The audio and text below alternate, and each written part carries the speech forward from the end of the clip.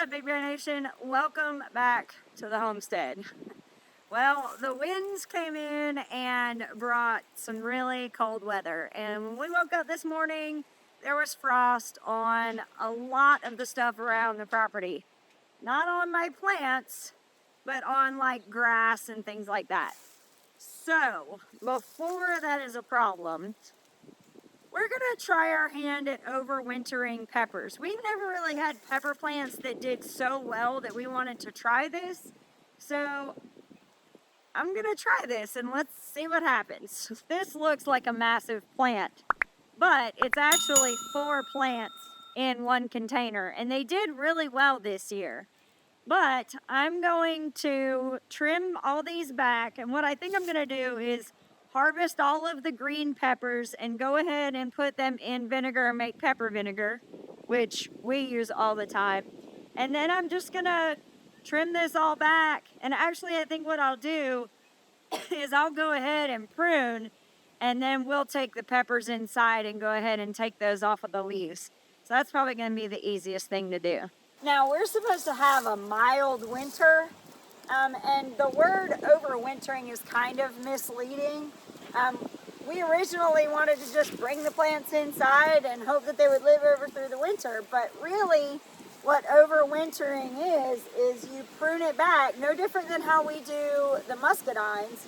We prune it back, we let it go into a dormant stage, that forces it to go dormant, and then in the spring, it will already have its main structure and it can start throwing off shoots just like how the muscadines do. Okay, so I know you can tell it's windy and I'm gonna try and do my best to edit out the wind as best I can. But I have to move these plants today, but I wanted to film it, so I'm kind of stuck. But I'm gonna start with this very first plant right here. It's kind of smaller, so it looks like it's gonna be a little bit easier to do. And so basically I've got my trusty rusty Pioneer Woman shears, and I'm going to go ahead and start pruning this back.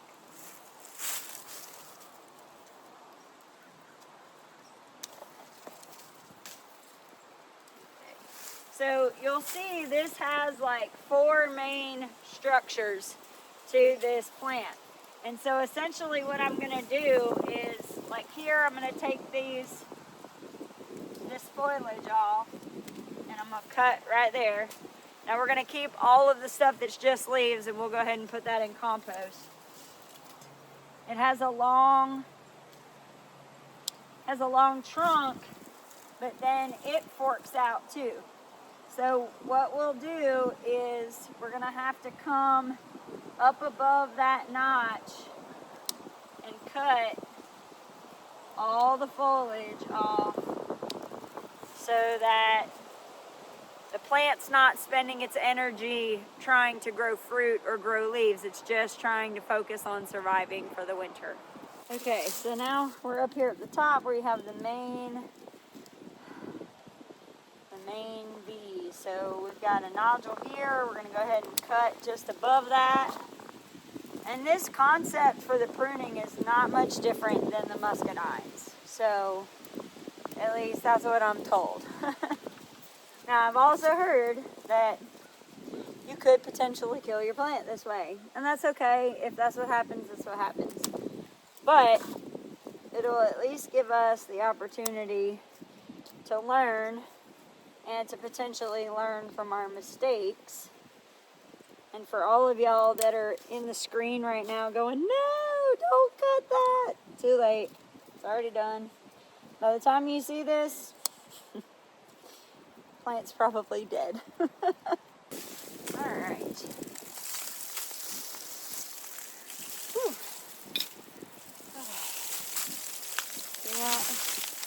Okay, so the very first thing, we gotta get that soil off of there. I'm gonna kind of shake that out a little bit. I'm gonna rinse it off with the hose, and then we'll repot it. Okay, so the very first thing we're gonna do is I've got some soil down in the bottom of this pot. I'm gonna go ahead and put the plant and its roots down in there, and then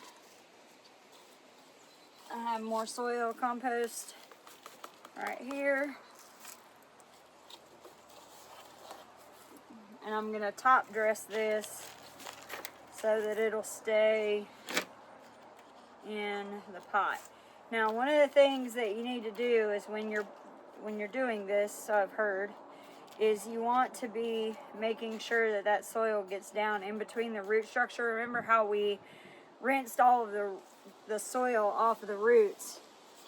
We want to make sure that there's not really any like air pockets. And so you want to just kind of tamper in there a little bit to make sure that that soil is going down in the roots. And then it also will help it stand up straight.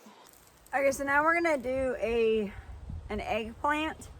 I have one inside that's a big huge tree before we figured out that we could overwinter these by pruning them back. So what I'm gonna do is I'm gonna go ahead and trim this one, and then we'll go ahead and pot it up and take it in the house.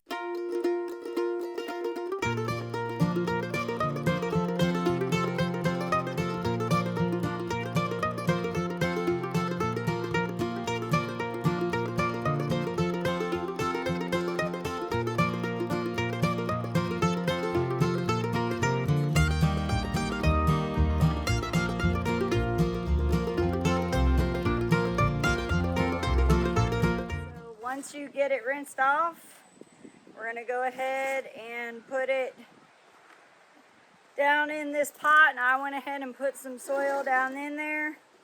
Now I'm going to put a little bit more because you can see that part of this plant, it starts kind of low, so I don't want to come up too high on that trunk right there. Pour that in there. I'm going to do the same thing I did with the peppers, kind of tamp down that soil so that it gets down in between the roots.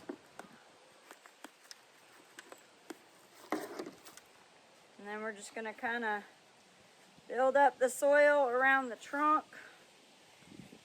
And I am going to come up almost to that edge because there's a nodule right there on the end that will presumably grow some roots. So we'll do that. And just like that, I now have a pepper and an eggplant already done. Off screen, y'all didn't see, but I also did this one as well. So I've got a good start. I still have quite a few left to do, but this is just a quick show you what we did. And if you think we did it wrong, I would love to hear down in the comments what you think I did wrong so that I can kind of make some notes for next time. But for real, I won't really know how well this process went until probably for a couple weeks. And then once I start to see whether it's growing anything, like if I start to see any new growth or if I start to see leaves falling off, then I'll know that I killed all my plants. So thank you for hanging out with me while I did this. And if I caused you to scream at the screen a little bit and tell me I was doing it wrong, I'm sorry. I apologize for that. But it's all in good fun, right? Thank you for stopping by the Big Bear Homestead. God bless, and have a nice day.